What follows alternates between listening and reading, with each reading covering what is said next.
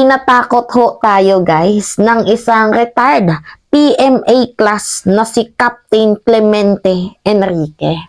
Na kapag ginalaw daw ho natin si former President Rodrigo Roa Duterte or even though itong si Sara Duterte or kahit yung SMNI, magsimula na raw mag-impake itong gobyerno. Dahil it is a warning. Dahil ang taong bayan daw guys ay mag-aaklas para ho ipaglaban itong si former President Rodrigo Roa Duterte at si Vice President Sara Duterte. Anyway, panoodin natin tong video. Natitriggered ako. But anyway, mamaya na ako magbigay ng aking komento after nyong mapanood itong video ng retired PMA class na kumakampi kay dating Pangulong Rodrigo Roa Duterte. Ngayon lang to nagsulputan tong mga to eh. Anyway, panoodin natin. Another citizen, another badoy, another citizen, or groups of people, isuppress nila. It could be bloggers, isuppress nila. It could be Duterte. Malaki yung kay Duterte. Si Digong. Pagka yan ginalaw si Digong, good luck administration. Pagka si Sara ginalaw, good luck administration. I'm serious about it. It's a warning. A very, very stern warning sa government. Pagka ginalaw yung SMNI, good luck kayong lahat. Because mafo-force ang tao na kumilos. And that is a warning para kayo isave niyo sarili ninyo. Administration. Okay. Nakita nyo, nag-warning ho ang retired PMA class na si Captain Clemente Enrique. Tinatakot niya tayo. Napaka-misleading. Anyway, sa sinasabi niyang subukan yung galawin itong si Duterte or even though si VP or kahit yung SMNI, it is a warning threat dahil mag-aaklas daw ang taong bayan. Then go ahead. Hinahamon ko kayo. Sige, ipakita nyo ang kulay nyo habang maaga pa. Ipakita nyo kung sino kayo. Ipakita nyo kung ano nga ba ang totoong pakay nyo. Diba? Go ahead.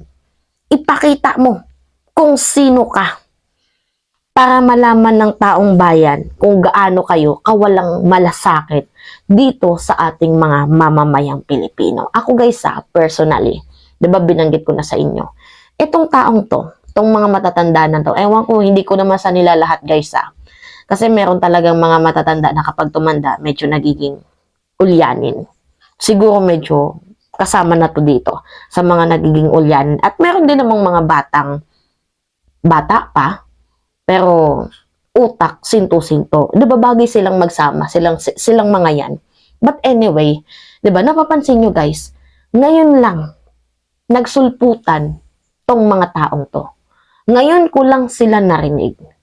Ngayon ko lang din nakita ang kanilang pangalan. Ngayon lang sila naglitawan.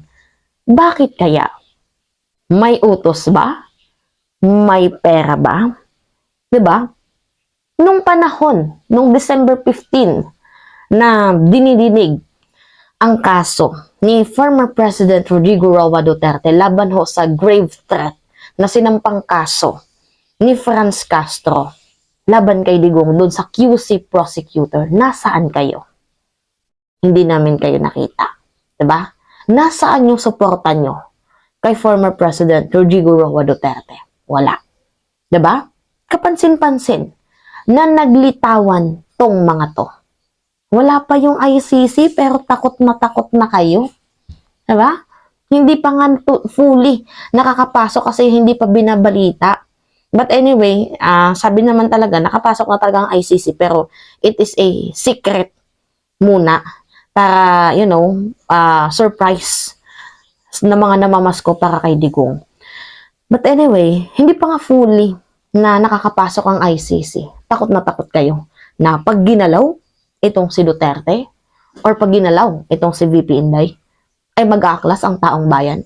So meaning, nagpaparinig ka na bumubuo kayo ng destabilization effort laban kay Pangulong PBBM. Tama nga talaga ang sinabi ni former spokesperson Harry Roque. Connect the dots na lang guys. Coming from the retired PMA class, Captain Clemente. Clemente. 'Di ba?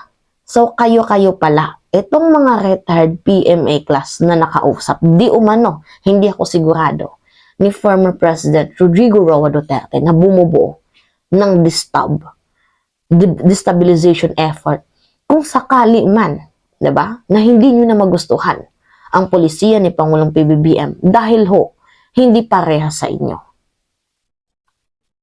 Well, para sa akin, kayo, tinatakot nyo kami mga misleading info nyo. Ako hinahamon ko kayo para sa akin. Sige, ipakita nyo kung sino kayo. Pakita nyo yung totoong kulay nyo habang maaga pa. Anong akala nyo, makakaapekto to kay Pangulong PBBM? Hindi. At the end of the day, makakaapekto to sa candidacy ni Vice President Sara Duterte if she runs in the 2028 election.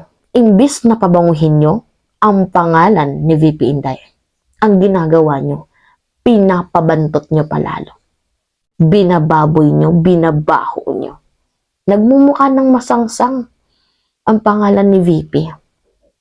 Nagmumukha ng umaalingasaw na parang amoy jutang dyan ng poops ng tao itong pangalan niya.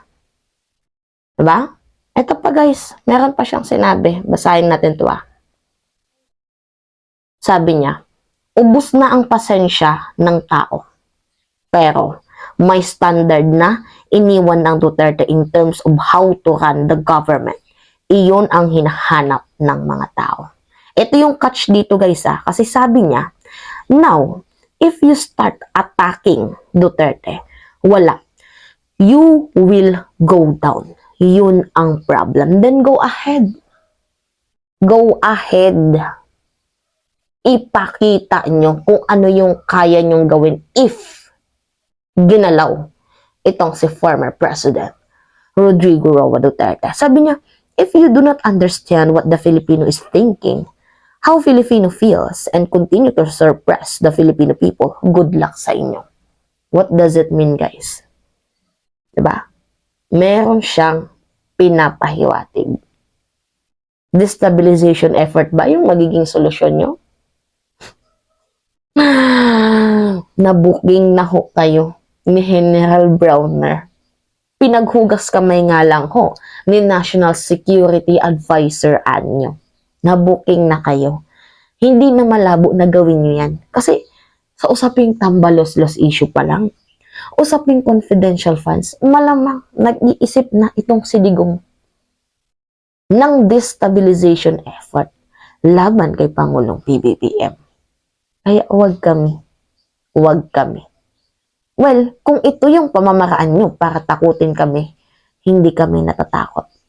Hindi kami natatakot. Dahil kami ay para sa bayan. Kasi kapag inatake nyo si Pangulong PBBM, sure ako, madaming mamamayang Pilipino ang mag-aaklas para pabagsakin din kayo. Kasi nagmumukha lang kayong walang care, walang pagpapahalaga sa mamamayang Pilipino. Anyway, nagsalita ka pa. Bigla ang sumulpot tong matandang to. Kakaloka. Guys, hindi lahat ng matanda ulyanin, pero ewan ko dito. Mukhang tinamaan ata ng matinding kalungkutan. Ako, meron akong isang, hindi ko naman siya sasabihin totally old, pero, love na love ko siya. Diba? Meron akong taong ganun kamahal, kahit may edad na. Pero ito, hindi to kamahal-mahal yung ganito. Shout out, Sir Raymond. I love you.